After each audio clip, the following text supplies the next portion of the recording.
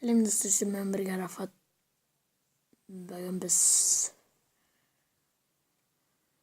сіздер білмейтін шығарсыздар, осы классикалық кітаптардың жазушылары деген естімеген шығарсыздар. Мүмкін сіздер Жюль Верн деген естіпедіңіздер, оны білетін шығарсыздар. Ол классикалық жазушыға жатады. Және солардың бірі бүгінгі қатарда Оливер Твисттің тарихын шығаратын боламыз.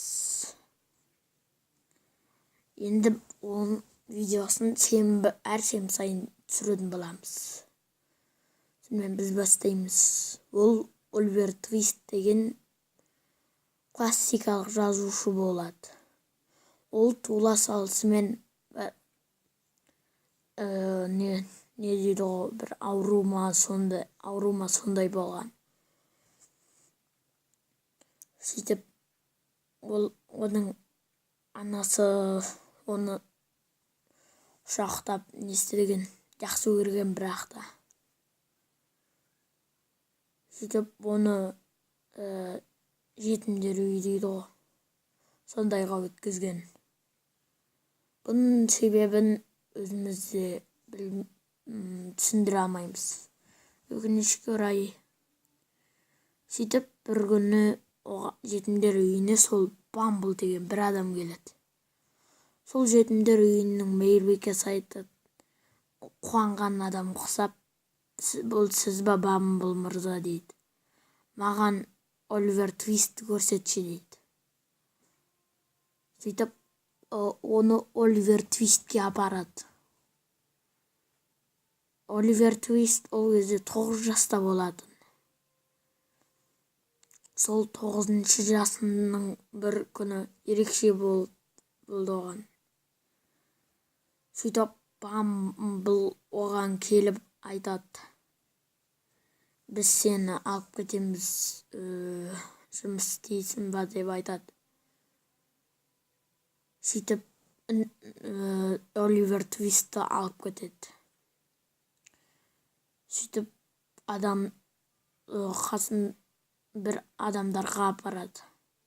Ол адамдардың төрде отқанына бүйтіп айтады, сен кімсің дейді. Оливер Твистмін дейді. Сөйтіп оған не істейді, жұмысқа тұрғызады. Сөйтіп олар әр күн сайын тамақ ішіп отырады. Және бір әр жексенбі сайын 80 пұлдан алып отырады, ақша ғой. Сөйтіп олар ашыға бастайды, қасындағы балалармен бірге. Балалар айтады, араларынан келіседі, біз ашығып атырмыз, анау Бамбл мен оның адамдарын айтшы дейді. Бізге тамақ берсін деп жақсылап дейді. Сөйтіп бір күні оған айтады Бамблге, егер осы оқиға ары қарай жалғасын тапсын десеңіздер, бір осы видеоға 10 или 15 просмотр жинайық достар. Өтінемін. Біз келесі видеода Оливердің өмірі қалай өзгергенін айтамыз. Сау болыңыздар.